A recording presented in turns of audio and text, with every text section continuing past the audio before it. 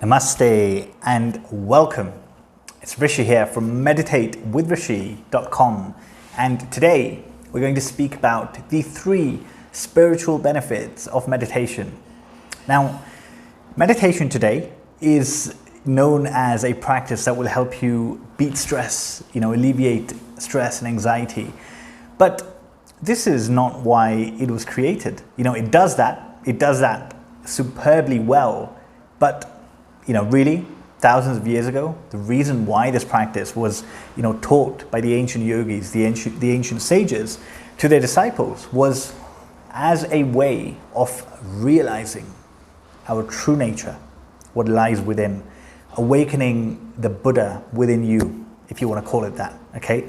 So let's get to it. The number 1 benefit of meditation is that it takes you closer to your true nature, which, according to the science of yoga, is the ultimate goal of human life, okay? So what does this mean, essentially, okay? Let's put very simply, I'm sure if you're watching this video, you have heard this before or you know this, that we are not, the mind and the body, right? This is an outer covering. What we are is what is truly within us, the self, okay? And we know this theoretically, but we don't know it through through experience. It's not experiential knowledge, it's just theoretical knowledge, right? On paper we know that, but we don't really feel that. When we walk around in the world, we don't feel like, oh yes, I'm the self and we're all connected, right? We have a sense of separation. Somebody owes you money, you automatically, there is a separation, right? You are different to me, essentially.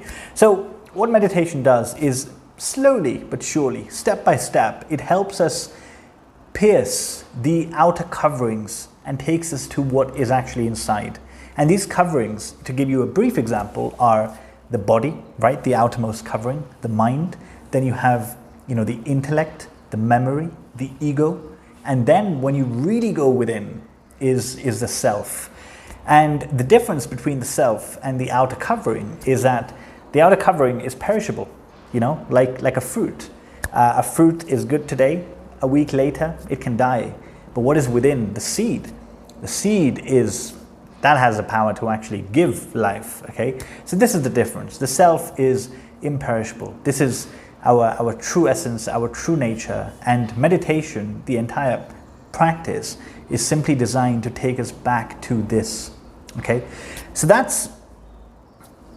is the biggest benefit, because if that is the ultimate goal of human life, right, becoming a liberated being by awakening, then meditation does that for you, right? So just in case you didn't know, I'm sure you do, in case you didn't know, this is the real reason to practice meditation, right? Then the rest of it, feeling less stress, less anxiety, those are just byproducts. They just happen naturally, okay?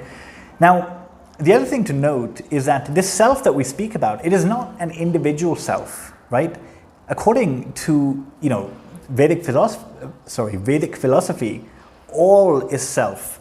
So what this means is that the same self that is within you is the same self that is within me, and it is the same self that is within all beings.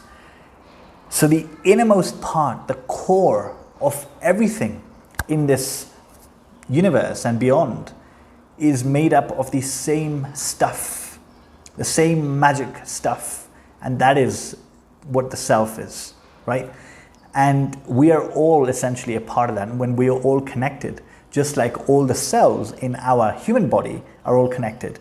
They may think they're individuals, but they're not. They're all connected. Same thing with us humans and all beings out there, okay?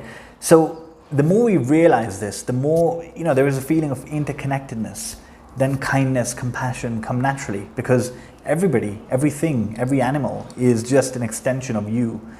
You wouldn't harm yourself, right? So that's really simply, that's one of the biggest benefits. Now, benefit number 2 of practicing meditation is you receive an abundance of cosmic energy. What is cosmic energy? That might sound a bit woo-woo to you, right? What is cosmic energy? So let me give you a scientific example, okay? So up until recently, scientists have discovered essentially that the smallest particle that makes up matter, that being us or your table or your chair or anything that you see in existence, any matter, the smallest particle that makes up that substance is an atom, okay?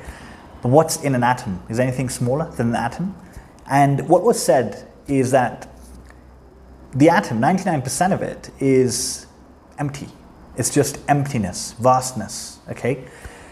But now, through quantum physics, what is being discovered is that 99% of what was considered emptiness is actually waves of energy patterns that cannot be defined, okay?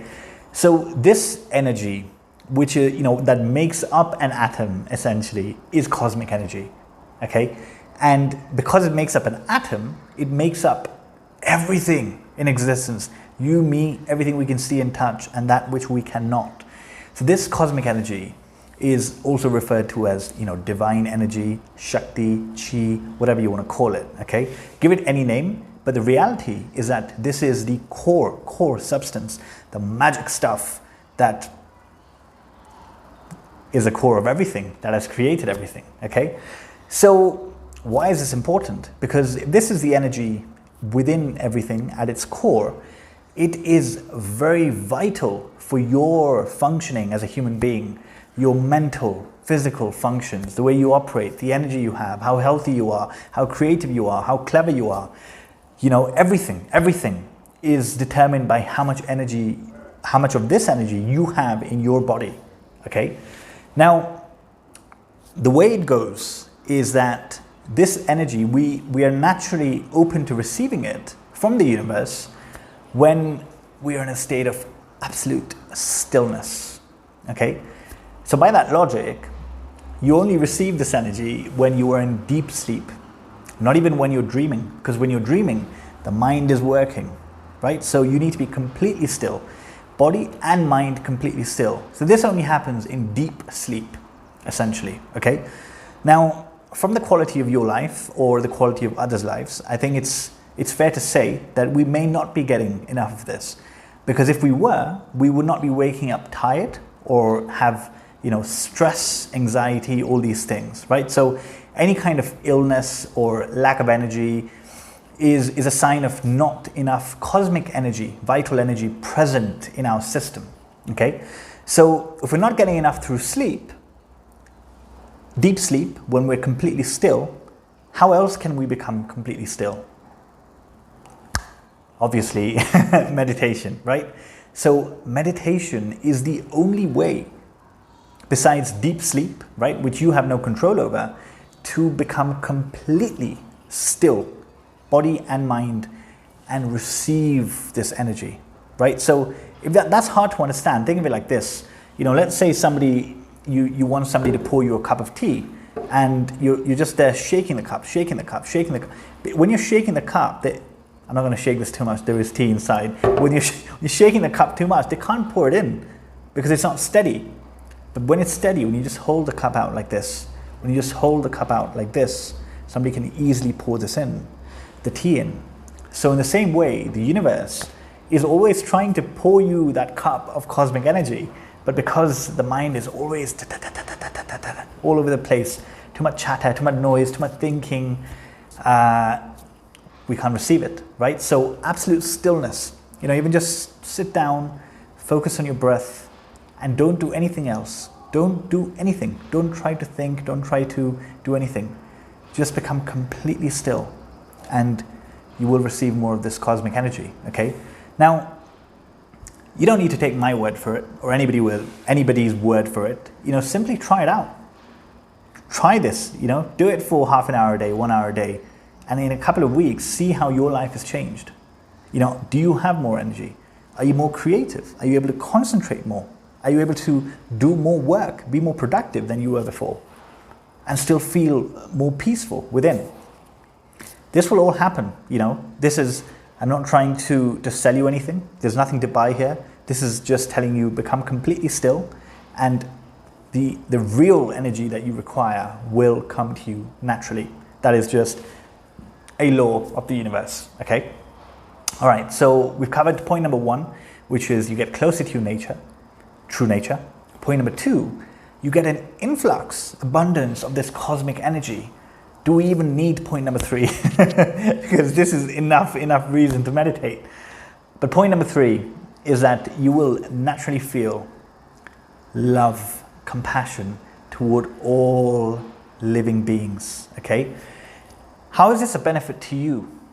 Simple, because when you feel love and compassion to all living beings, then you are a much happier person by default, and you bring happiness to other people's lives naturally, and they are much happier, and that has an effect, right? You are happier, you make people happier, they go and make people happier. The whole world then ultimately has a real chance of becoming happier, right? So it comes back to the aspect of, all is self. We are all connected. So somebody who, through experientially feels that we are all connected, for that person, harming another being verbally or through their actions is not even a choice they would make, because they know that this person or this animal is just an extension of me, essentially, right? Think of what's happening in the world right now. So you have the vegan movement that's happening, trying to get people to stop eating meat, and it's fantastic. But I'm sure you've seen this. There's a lot of vegans out there that are trying to get people to stop eating meat by pointing fingers at them, blaming them. What are you doing? Making them really upset and angry, essentially. And nobody's going to listen to you, even if you have a good intention, if you're coming across that way, right? In my humble opinion, instead of even asking somebody to stop eating meat or trying to dictate their life choices, getting them to practice meditation will naturally make them a more compassionate person. And naturally, they will themselves feel like not eating meat because it's harming another living being, which is just like them, which is actually an extension of them, right? It's really simple. I mean, I used to eat meat, right? But I've stopped. It's been, I don't know, since 2016 I've stopped, so quite a few years. And it's because of meditation. Nobody told me to do it. I still hung around in circles where everybody ate meat, but it was just a personal preference. It just happens naturally. In fact, the Dalai Lama has, I really love this quote, that if every 8-year-old in the world is taught meditation, we can eradicate violence in this world in 1 generation. How powerful is that, right? So that is pretty much it, right? You will get closer to your true nature and be much, much happier. You will receive an abundance of cosmic energy, and you will feel love and compassion toward all living beings, which just makes for a happier you, a more energetic you, and a much happier and more energetic planet. And in this time that we're living in right now with this pandemic, it's not difficult to see that maybe this is karma for what we as humans have done to the environment. Watch Cowspiracy, watch Seaspiracy, and look at how much damage we have inflicted upon living beings, upon the environment, trees, oceans, fish, animals. And we're complaining right now that corona is killing us, but nature has created you. Nature will always be more intelligent than you as an individual, and nature helps those that help it ultimately, right? So if we want a better world, we must create it through our actions, because the actions, through the law of karma, just boomerang back to us ultimately. So that is it. Thank you for listening. Got pretty real at the end, but it is really that way. So I really hope this helps you. And if you feel that this will help somebody else, please share the video. That is it. Thank you for listening. Namaste.